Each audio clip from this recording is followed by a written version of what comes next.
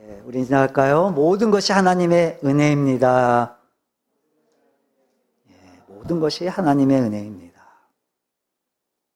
자, 지난주 말씀과 본문과 동일한 말씀이죠.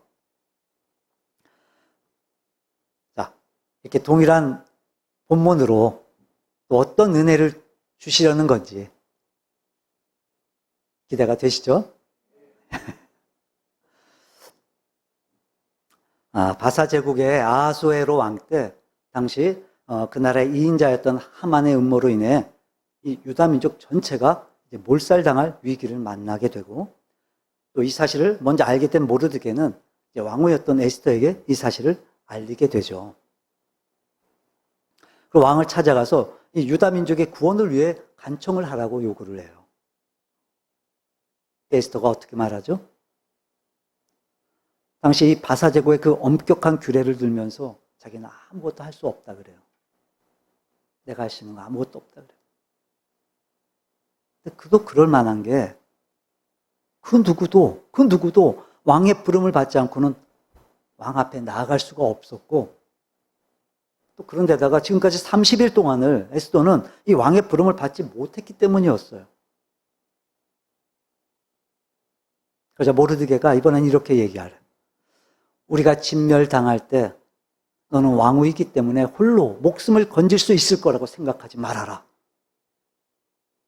그리고 네가 왕후의 자리에 있는 것이 이때를 위함이 아닌지 누가 알겠느냐 그래요. 그러자 그 말을 들은 에스더는 이제 3일을 금식하면서 기도하겠다고 결정을 해요. 여러분, 그래서 그렇게 에스더가 기도했더니 막 이제 하만의 음모가 막 밝혀지고 막 조서가 막 철회되고, 또 막 30일 동안 에스더를 찾지 않았던 그 왕이 막 에스더를 찾고 그랬나요? 막 아니요. 에스더가 금식을 하며 기도했지만 근데 상황은 아무것도 달라지지 않았어요. 근데 희한하죠? 그 규례 때문에 아무것도 할 수 없다던 그 에스더가 오히려 그 규례를 어기고 왕 앞에 나아가게 돼요. 그 유다 민족은 그 에스더의 역할을 통해 그 위기로부터 구원을 얻게 돼요. 그럼 당시에 그 엄격한 규례 앞에 이 에스더는요, 왕후였음에도 불구하고 정말 한없이 약한 모습이었어요. 왕후였음에도 불구하고. 여러분, 에스더는요, 약하지만 약하지 않게 됐어요. 상황은 달라진 게 하나도 없었어요. 여전히 엄격한 규례가 있었고 여전히 조선은 반포되어 있었어요. 또 왕 에스더를 부른 것도 아니었어요. 그런데 에스더가 달라졌어요. 또 그가 왕 앞에 나아가게 돼요. 약하지만 약하지 않은 에스더가 될 수 있었어요. 이유가 뭐였어요? 에스더가 기도했기 때문이었어요. 여러분, 우리 많은 상황들 앞에 때론 무력함을 느끼기도 하고 때론 속수무책으로 우린 주저앉기도 해요. 그런 연약한 우리가 우리의 삶의 그 모든 문제들을 우리가 어떻게 헤쳐나가고 우리가 어떻게 승리할 수 있을까? 우린 약하지만 어떻게 하면 약하지 않은 존재가 될 수 있을까? 바로 기도하는 거예요. 여러분, 기도하세요. 여러분, 기도하셔야 돼요. 약하지만 약하지 않을 수 있습니다. 약하지만 그럼에도 불구하고 기도하면 오히려 그 모든 상황에 맞설 수 있습니다. 자, 그래서 본문의 말씀을 통해서 그럼 에스더가 도대체 어떻게 기도했을까? 우리가 지난주에 함께 살펴봤었죠. 오늘은 좀 더 자세히 한 번 더 나눠볼까요? 첫째, 에스더는 하나님의 뜻을 알기 위해 기도했다 그랬죠.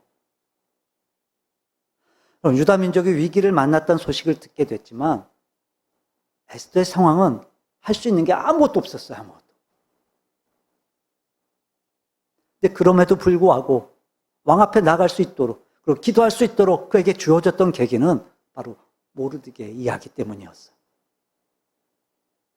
14절에 보면 모르드게가 에스더에게 말하죠. 내가 만일 잠잠하여 말이 없으면, 즉 너가 왕 앞에 나가서 아무런 역할도 하지 않으면 유다 민족은 다른 데로 말미암아 구원을 얻을 거다. 즉 이미도 기도했던 모르드게는 이 하나님의 구원을 이미 확신하고 있었던 거예요. 확신하고 있었고, 그래서 너가 네 역할을 하지 않는다고 해도 하나님은 다른 방법을 마련해서라도 우리 유다 민족을 구원해 주실 거다라는 거예요. 그래서 이게 분명히 말하죠. 네가 왕후의 자리에 있는 것이 이때를 위함이 아니지 누가 알겠느냐. 그래서 이 이야기를 듣고 에스더는 기도를 결심해요. 기도를 결심하고 그 기도 가운데 하나님의 뜻을 알게 되었던 거예요. 여러분, 에스더의 기도는요, 하나님의 뜻을 알기 위해 했던 기도였어요. 여러분, 약하지만 약하지 않은 내가 될 수 있는 기도의 비결, 바로 하나님의 뜻을 알기 위해 기도해야 돼요. 여러분, 한 가지 분명한 건요, 하나님의 뜻을 알기 위해 기도하면 하나님의 뜻을 알 수 있어요. 왜냐하면 하나님의 약속이기 때문에 그래요. 하나님이 약속하셨거든요. 우리가 너무도 잘 아는 말씀이죠. 우리 예레미야 33장 볼까요? 네. 우리 3절 함께 읽어봅니다. 너는 내게 부르짖으라. 내가 내게 응답하겠고 내가 알지 못하는 크고 은밀한 일을 내게 보이리라. 그러니까 하나님은 우리에게 기도하라고 말씀하세요.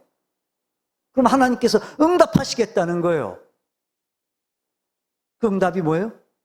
내가 알지 못하는 크고 은밀한 일을 하나님께서 보여주시겠다는 거예요. 자, 근데 여기서 우리가 한 가지 주의할 점이 뭐냐면, 우리가 알지 못하는 크고 은밀한 일을 보여주신다.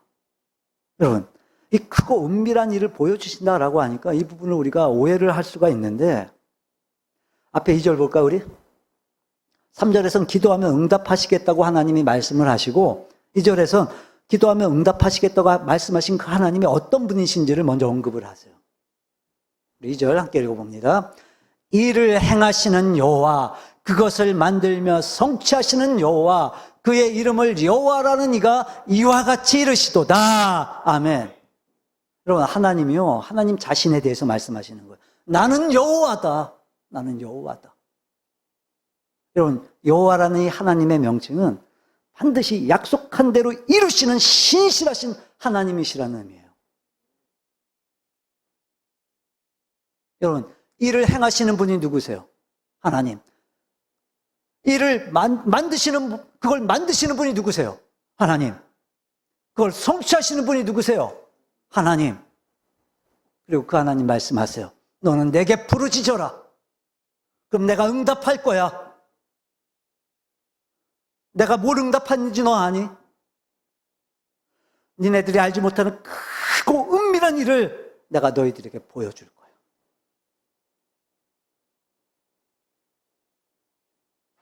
그럼 여러분, 우리가 기도할 때 하나님이 우리가 알지 못하는 크고 은밀한 일을 알려주시겠다. 이 말씀은 뭐예요? 무슨 말씀이에요, 이게? 하나님이 뭘 계획하시는지, 하나님이 그 일을 어떻게 행하시려고 하는지, 그래서 마침내 하나님은 어떻게 이루시려고 하는 건지, 이를 만드시고 행하시고 성취하시는 하나님이 약속하신 거니까. 다시 말해, 우리가 기도할 때 응답하신다고 약속하신 이 크고 은밀한 일이 뭐예요? 우리를 향하신 하나님의 뜻이에요.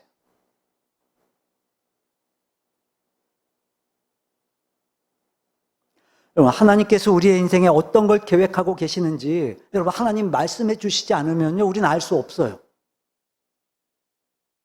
그 계획을 어떻게 이끄셔서 어떻게 이루신다, 하나님 말씀해 주시지 않으면요, 우리는 알 수 없어요. 여러분, 하나님은요, 약속해 주셨어요. 그래서 그걸 알기 위해 기도하면 하나님이 알려주시겠다는 거예요, 하나님이. 그러니까 하나님의 뜻을 위해 알기 위해 기도하면 하나님의 뜻을 알 수 있어요. 왜요? 하나님께서 그 하나님의 뜻을 알게 하실 테니까, 깨닫게 하실 거니까, 알려주실 거니까. 그러니까 우리가 하나님께 기도한다고 말할 때마다 우리는 하나님의 뜻이 무엇인지, 하나님의 계획이 어디에 있는지, 우리는 그걸 위해 기도하는 거예요. 예를 들어, 하나님, 지금 제 앞에 정말 감당하기 힘든 문제가 있습니다. 너무 힘듭니다, 하나님. 너무 괴롭습니다, 하나님. 감당기가 힘들어요, 하나님. 이렇게 기도할 수 있어요. 얼마든지. 근데 하나님, 제 인생을 주관하시는 분은 하나님이시죠. 분명 하나님의 그 섭리 안에 제 삶을 이끌어가고 계시죠, 하나님이. 하나님, 어떤 하나님의 뜻이 담겨져 있습니까? 하나님, 무슨 계획을 갖고 계십니까? 하나님, 어떻게 일하시려고 하시는 겁니까? 이 상황을 통해 하나님, 뭘 이루시려고 하시는 겁니까? 하나님, 제가 그거 알고 싶습니다. 힘들고 괴롭지만 저는 하나님의 선하심을 신뢰합니다. 하나님, 제게 말씀해 주옵소서. 이렇게 기도할 수 있다는 거예요.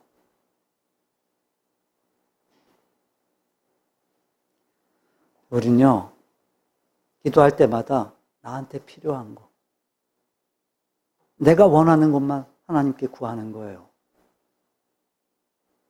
하나님의 뜻 안에서 답을 얻으려고 하기보다는 내 뜻에 대한 하나님의 그 도움만 요청해요, 우린. 그게 아니라 우리가 기도할 땐 하나님의 뜻을 알기 위해서 기도해야 돼요. 여러분, 그거 아십니까? 그 하나님의 뜻만 분명해지면요, 우리의 미래가요, 확실해져요. 그러니까 여러분, 이제부터 우리의 기도가 내 문제, 내 상황만 나열하는 그런 맹목적인 기도가 아니라, 내 필요, 내 기대만을 아뢰는 그런 맹신적인 기도가 아니라 하나님의 뜻을 구하는 기도가 되기를 바랍니다. 근데 여러분, 여기서 에스더가 하나님의 뜻을 위해 구했다. 오늘 이 본문의 맥락에서 이게 어떤 의미일까요?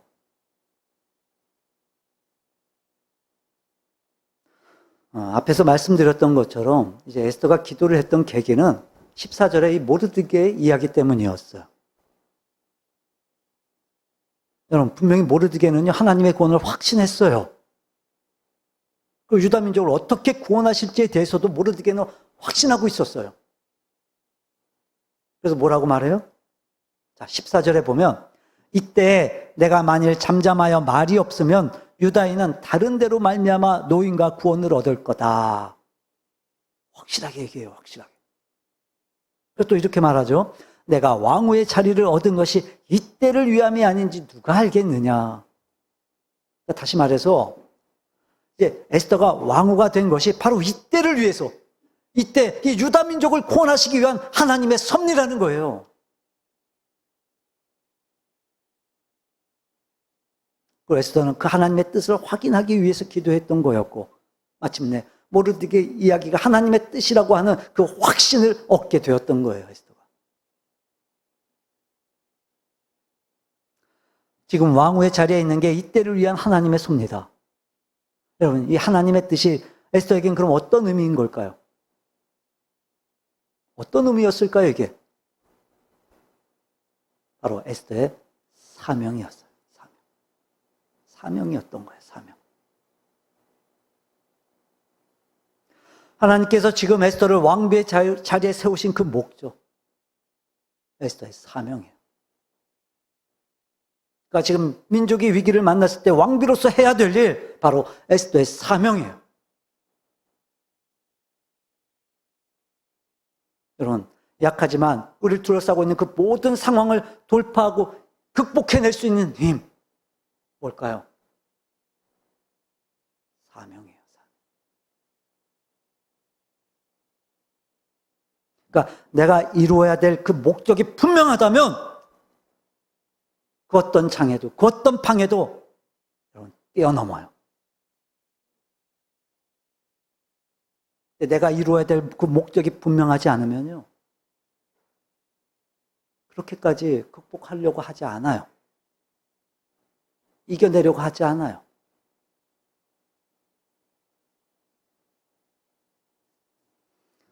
우리 약하지만 약하지 않을 수 있어요. 뭘 알면 돼요? 사명 알면 돼요. 사명. 그래서 여러분 베드로 1장 10절에 보면 베드로 사도가 이렇게 권면을 해요. 부르심과 택하심을 굳게 하라. 그러면 실족하지 아니하리라 그래요. 여러분 베드로 잘 아시죠? 베드로는요 큰 실패를 경험했던 사람이었어요.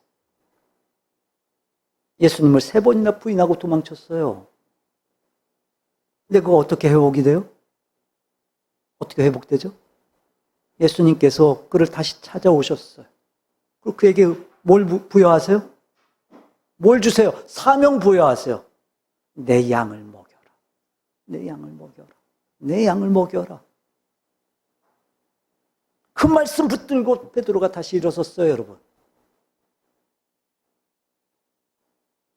그 초대교회 복음이 확산되는 그 사도행전을 보게 되면요, 이제 사도 바울이 전면에 등장하기 전까지 이 초기 복음의 사역과 성령의 사역을 주도했던 사도가 바로 이 베드로였어요.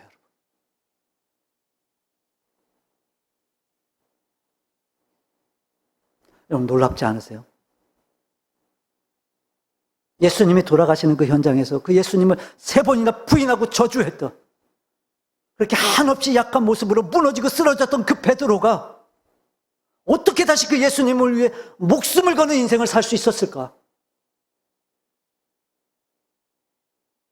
사명이었어요.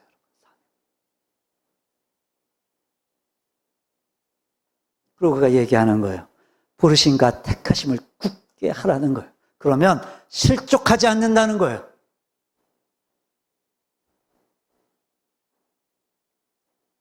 여러분, 왜 우리가 점점 힘을 잃는 걸까? 왜 점점 우리가 형편 따라 상황 따라 갈팡질팡할 수밖에 없는 걸까? 우리가 믿음이 없는 것도 아닌데 왜 우리가 점점 그렇게 우리의 삶의 상황에 무기력하게 살 수밖에 없는 걸까?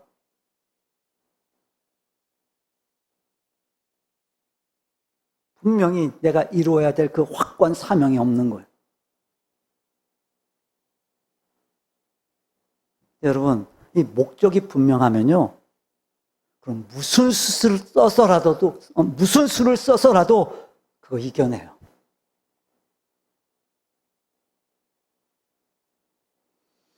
여러분, 우리가 하나님의 뜻을 알기 위해 기도한다고 말할 때 약하지만 약하지 않은 우리가 될 수 있는 우리의 의미가 뭐냐면 바로 사명을 찾는 거예요. 에스더는요, 자신의 사명이 뭔지를 알았어요. 그리고 왕 앞에 나간 거예요. 이게 내 사명이라면, 확실해진 거예요. 사명이. 그래서 하는 거예요. 목숨을 던져서.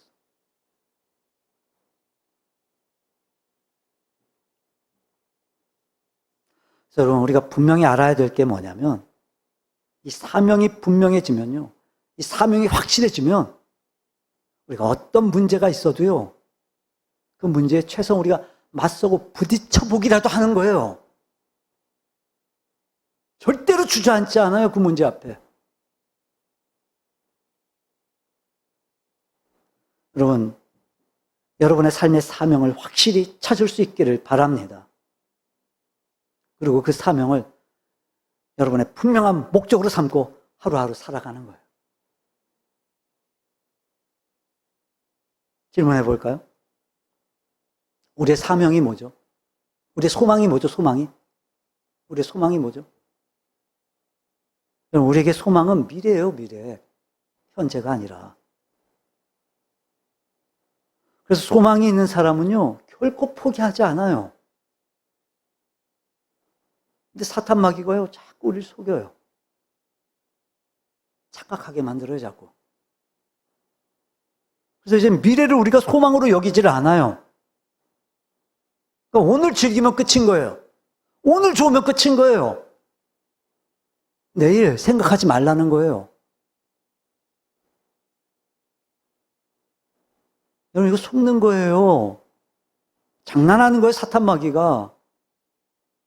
속지 마세요, 여러분. 우리 믿는 자들에게 소망이 뭐라고요? 주님 다시 오시는 재림이에요. 미래예요. 근데 오늘 즐긴다고요? 여러분, 주님의 재림이 미래가 우리의 소망인데 오늘 죄 짓고 살 수 있다고요?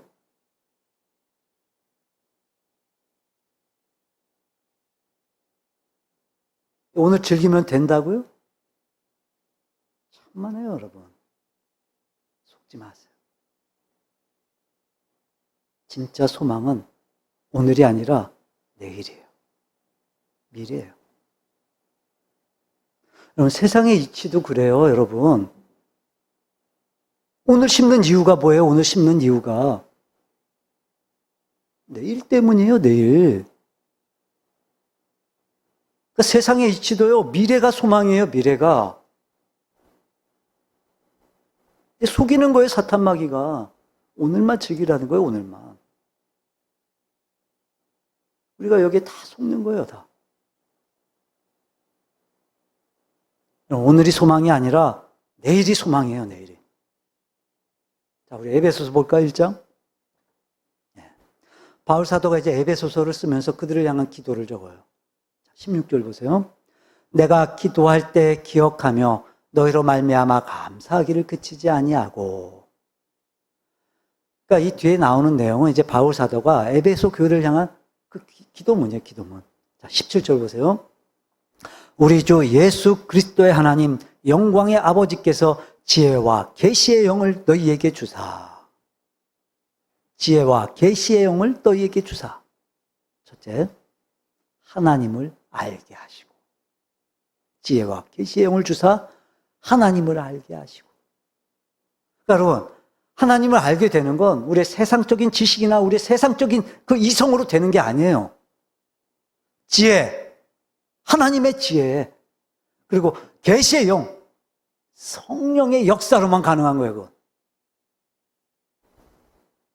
그리고 18절 보세요. 너희의 마음의 눈을 밝히사 그의 부르심의 소망이 무엇이며.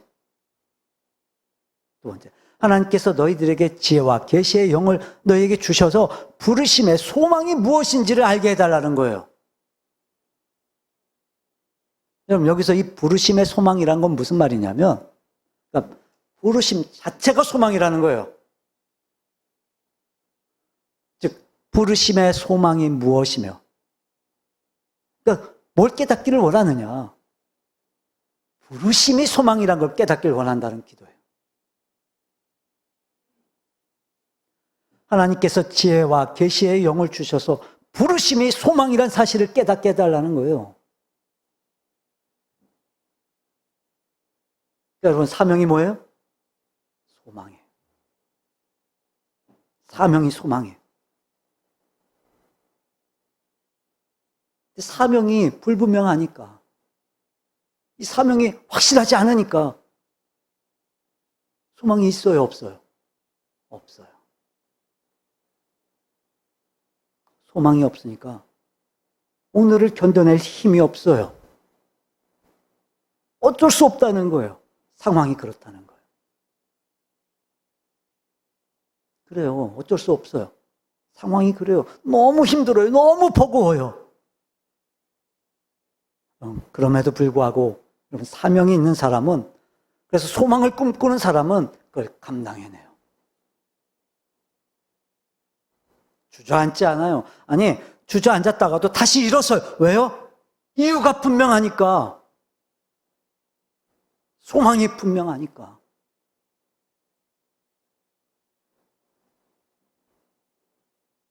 우리 스스로의 모습을 한번 살펴보세요. 무엇이 문제일까? 무엇이 문제일까? 사명이 확실하십니까? 사명이. 여러분 잊으시면 안 돼요. 부르심이 소망이에요. 사명이 소망이에요. 여러분 잊으시면 안 돼요. 주님 다시 오세요. 잊으시면 안 돼요, 여러분. 우리는 다 그분의 심판대 앞에 서야 돼요. 잊으시면 안 돼요, 여러분. 무엇을 위해 어떻게 살았는지 주님이 우리를 다 낱낱이 다 평가하실 거예요. 다시 말해, 내가 이루었다고 말하는 그 모든 것들이 과연 주님 다시 오셨을 때 그때 가서도 그게 다 과연 효력이 있냔 말이에요.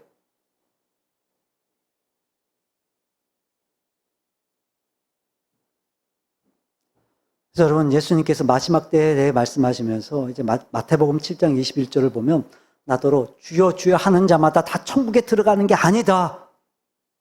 내 아버지 뜻대로 행하는 자가 들어간다 말씀하세요. 그러니까 많은 사람들이 막 모여서 주님 제가 예수님의 이름으로 선지자 노릇도 하고 제가 예수님의 이름으로 병도 고치고 제가 예수님의 이름으로 능력도 행했습니다. 근데 주님 뭐라고 말씀하세요? 23절 볼까요? 내가 너희를 도무지 알지 못한다. 그리고 뭐라고 말씀하세요? 불법을 행하는 자들아 내게서 떠나가라. 여러분 불법이 뭐예요? 여기서 말하는 불법이 뭐겠어요? 하나님 뜻대로 살지 않는 게 불법이에요. 하나님 뜻대로 살지 않는 거. 그리고 말씀하시는 거예요. 나더러 주여 주여 하는 자가 다 천국에 들어가는 거 아니다. 하나님의 뜻대로 행하는 자라야 하나님 나라 들어간다.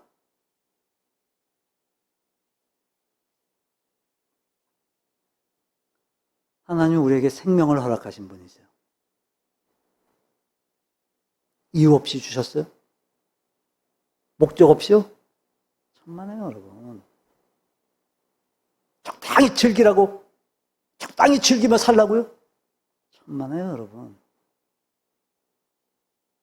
하나님은요, 우리를 향하신 하나님의 시간표를 갖고 계세요. 하나님의 섭리를 갖고 계세요. 그게 뭐예요? 모든 열방과 모든 민족이 예수의 이름으로 구원받기를 원하세요. 땅 끝까지 그 복음이 증거되면 주님은 다시 오세요.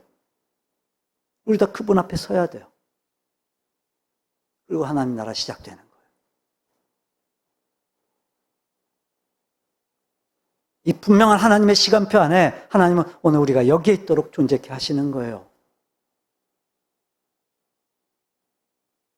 여러분, 그 하나님의 사명 그대로 살지 않으면요, 내가 이루었다고 여기며 사는 거 아무 소용없어요.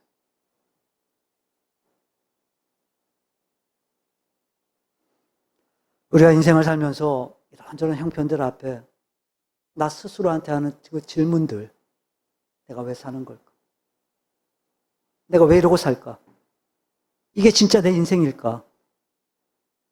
내가 이거 이뤘는데 내가 정말 소중한 걸 놓치고 사는 건 아닐까? 중요한 걸 놓치고 사는 건 아닐까? 여러분, 이거 주님이 던지시는 질문 아닐까요? 그때마다 여러분 어떻게 생각하십니까? 사명이 분명해서 여러분이 가고 있는 그 길, 사명을 따라가는 그 길, 여러분 확신 있게 가고 있습니까?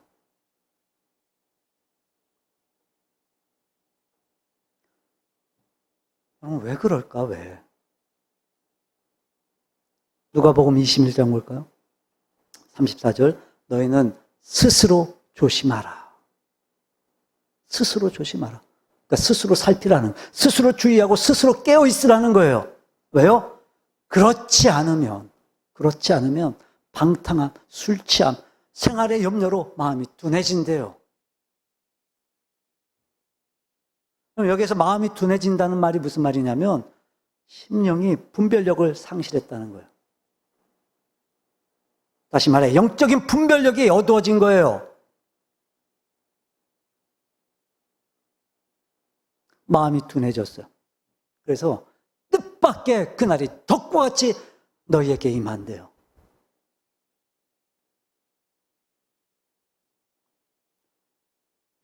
우리가 뭐 때문에 사명을 놓치는지 아세요? 방탕함, 술 취함, 생활의 염려. 다시 말해 이 세상에서 생존이 우리에게 이유가 아니라 생존에 마음을 두게 되면요 우리의 마음은요 둔해질 수밖에 없어요. 영적인 분별력 잃어버릴 수밖에 없어요. 그러니까 그 생존이 이유가 아니라 여러분 사명이 이유여야죠. 하나님이 나를 왜 이 땅에 존재케 하실까? 난 무엇을 하나님께 이루어드려야 될까? 그 분명한 그 하나님의 나라 완성 가운데 하나님은 나에게 뭘 원하실까? 난 뭘 감당해야 될까? 그 뜻을 이루시기 위해 하나님은 교회 공동체를 세우시고 기대하시는데 하나님이 나를 이 일산 참된 공동체에 있게 하시면서 어떤 하나님의 그 비전들을 이끌어 가시기를 원하시는 걸까? 이 사명이 고민이 돼야죠. 근데 생활의 염려, 먹고 사는 게 전부예요. 세상 즐기며 사는 게 전부예요. 그럼 어떻게 된대요? 마음이 둔해진대요. 영적인 분별력 상실한대요. 놀랍죠? 그렇게 살면 어떻게 된대요? 뜻밖의 그날이 주님의 재림이 덕과 같이 임한대요.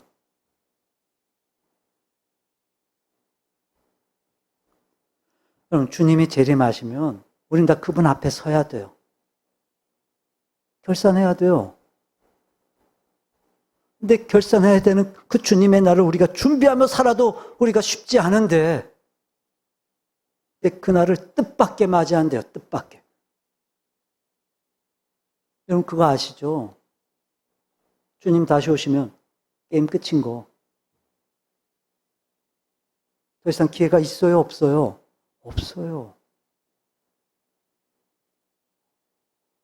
사명이 뭐냔 말이에요, 사명이. 여러분, 사명을 위해 살면요, 영적인 분별력을 상실하지 않아요. 오히려 사명이 분명해지면 분명해질수록 주님 다시 오실 날을 기대해요. 왜요? 내가 사명 때문에 감내해야 되고, 사명 때문에 내가 견뎌야 되고, 사명 때문에 내가 몸부림치고, 사명 때문에 견뎌내면서 사명 때문에 헌신하고 충성하니까 여러분 주님 다시 오시는 그날이 얼마나 기대가 되겠냔 말이에요. 왜요? 사명이 소망이니까. 여러분, 여러분의 사명은 무엇입니까? 두 번째, 에스더는 하나님의 뜻을 순종하기에 여러분 기도했어요.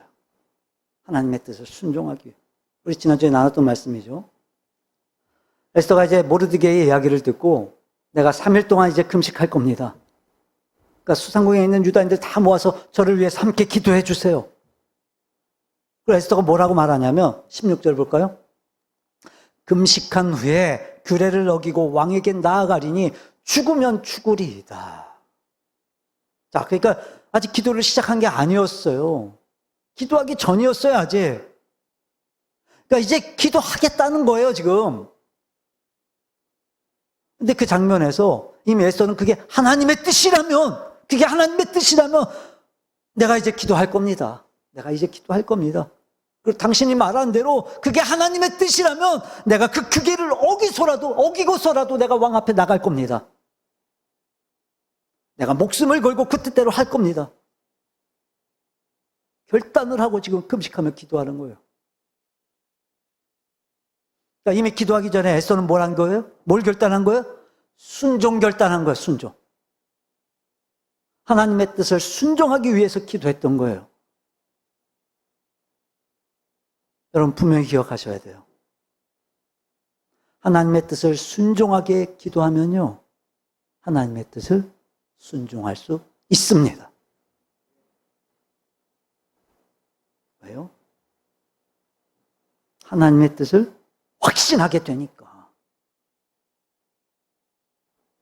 그러니까 그 뜻이 확실하다면 그 말씀, 그 뜻을 세우신 하나님께서 반드시 그 뜻대로 이루실 거니까. 그래서 얼마든지 그 하나님의 뜻을 순종할 수 있다는 거예요. 여러분, 이 순종이라는 건요, 이미 기도할 때부터 이미 우리에게 결단이 되어 있어야 돼요.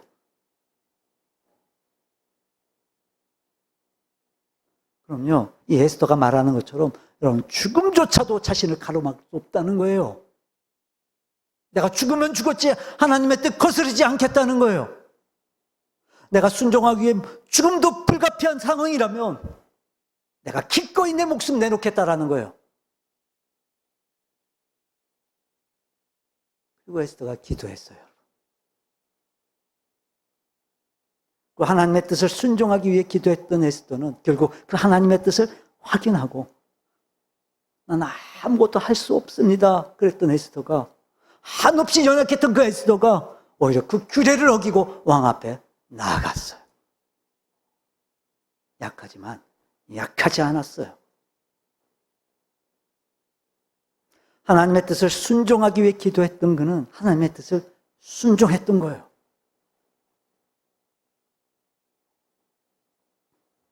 여러분, 인간이 왜 실패하는지 아세요? 우리 인간이 왜 실패하는지 아세요?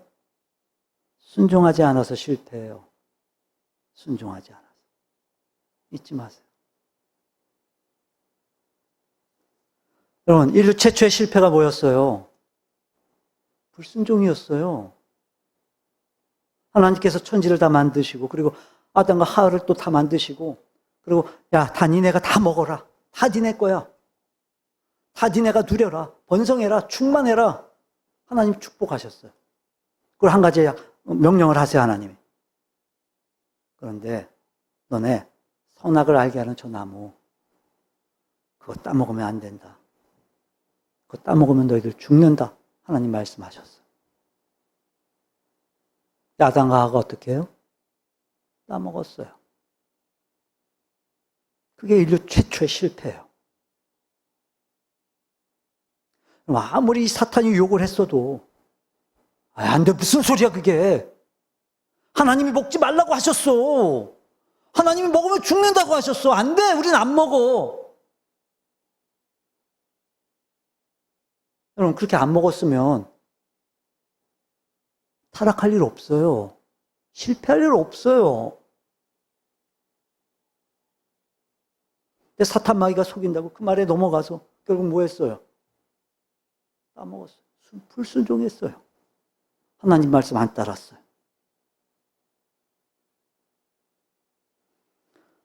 우리 인간이 왜 실패한다고요? 왜 실패한다고요? 불순종하니까 실패하는 거예요. 불순종하니까. 여러분, 하나님의 뜻에 순종한다는 건 여러분 단순한 문제가 아닌 거예요. 해도 되고 안 해도 되고, 상황 따라 형편 따라 할 수 있다 할 수 없다, 이게 아니라 여러분 무조건이에요. 무조건. 그래야 실패하지 않아요. 누가복음 6장 볼까요? 46절. 아까 말씀드렸더니 그 마태복음 7장과 같은 배경이죠. 너희는 나를 불러 주여 주여 하면서도 어찌하여 내가 말하는 것을 뭐 하지 않냐고요? 행하지 않냐. 그럼 여러분, 내가 주님을 주님으로 부른다는 말은 무슨 말이에요? 주님 말씀대로 행해야 된다는 거예요. 그래서 예수님께서 아주 적절한 예를 드시죠. 우리 47절 볼까요? 네. 내게 나와 내 말을 듣고 행하는 자마다 누구와 같은 것을 너희에게 보이리라. 자, 그럼 내 말을 듣고 행하는 사람. 야, 니네 잘 모르지?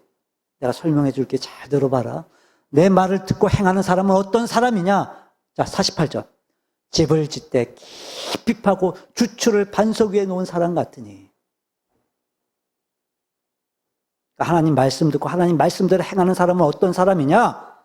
집을 짓는데 깊이 파요, 기초를. 그 기초를 어디에 세워요? 반석 위에 놓은 사람과 같아.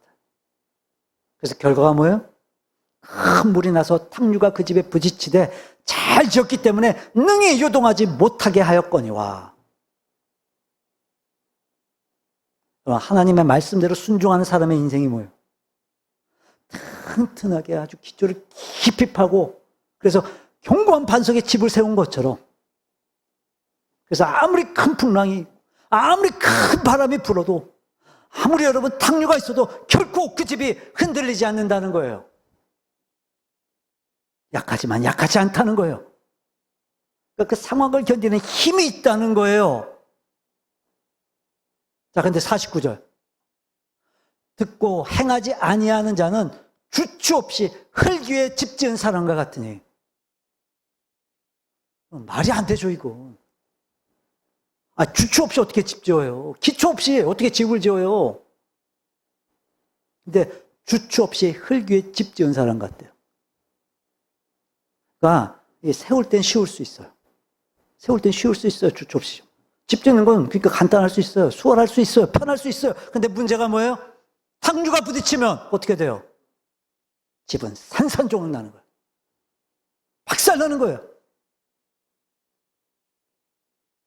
그러니까 쉽게 살려고 하지 말고 바르게 살려고 해야죠. 편하게 살려고 하지 말고 순종하며 살려고 해야죠. 왜요? 그래야 우리 인생이라는 집이 탄탄하게 세워지는 거예요. 탄탄하게. 무너지지 않게. 순종은요, 단순한 문제가 아니에요. 해도 되고 안 해도 되는 게 아니에요.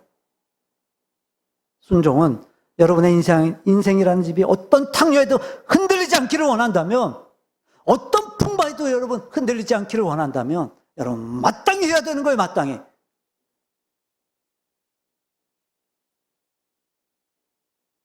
그러니까 그게 힘인 거예요, 여러분. 그게 순종. 그러니까 여러분, 약하지만 약하지 않을 수 있는 힘이 어디에 있어요? 순종에 있어요. 그러니까 인생의 실패가 뭐라고요? 불순종이에요. 문제 때문이 아니에요. 상황 때문이 아니라고요, 여러분. 불순종이에요. 근데 놀라운 건 뭐냐면요, 그런 문제들을 겪으면서도 순종할 마음이 없는 거예요. 놀라운 건 그런 어려움 속에 있으면서도 하나님의 뜻에 귀를 기울이지 않고 하나님의 뜻을 순종하지 않는 거예요. 여러분, 순종하세요, 하나님 뜻에. 그런 걸 보면 여러분, 사명은요, 무엇이 되느냐가 아니라 무엇을 하느냐예요. 여러분 보세요. 왕비가 되는 게 비전이에요? 아니요. 왕비가 되고 나서 무엇을 하느냐가 진짜 비전인 거예요. 우린 뭐가 되는 걸 우린 비전이라고 생각하고, 우린 뭐가 되는 걸 우린 사명이라고 생각하는데, 아니요, 여러분. 의사가 되는 게 비전이겠어요? 어떤 의사가 되는 자가 진짜 사명이지. 여러분, 목사가 되는 게 사명이겠어요? 어떤 목사가 되는 자가 진짜 사명인 거지.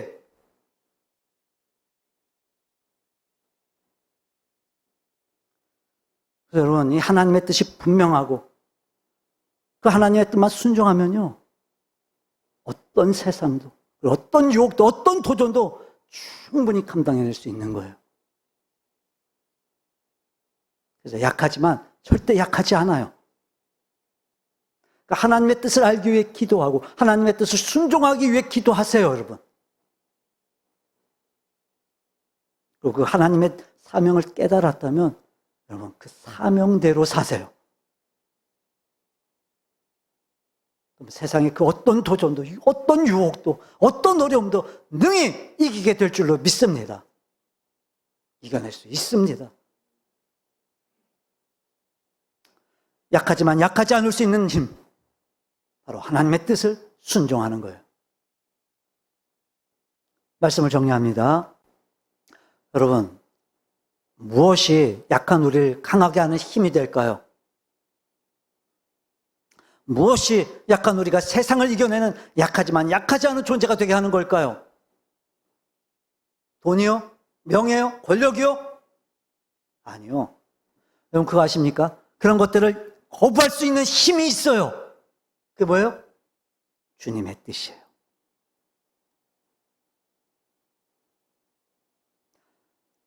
여러분 약하지만 약하지 않을 수 있습니다. 하나님의 뜻을 알기 위해 기도하세요. 하나님의 뜻을 순종하기 위해 기도하세요. 무엇보다 여러분의 삶의 사명을 위해 하나님께 몸부림치세요. 그리고 그 사명을 감당하기 위해 힘쓰세요, 여러분. 그럼 세상의 그 어떤 도전과 어떤 유혹도 여러분 이겨낼 수 있습니다.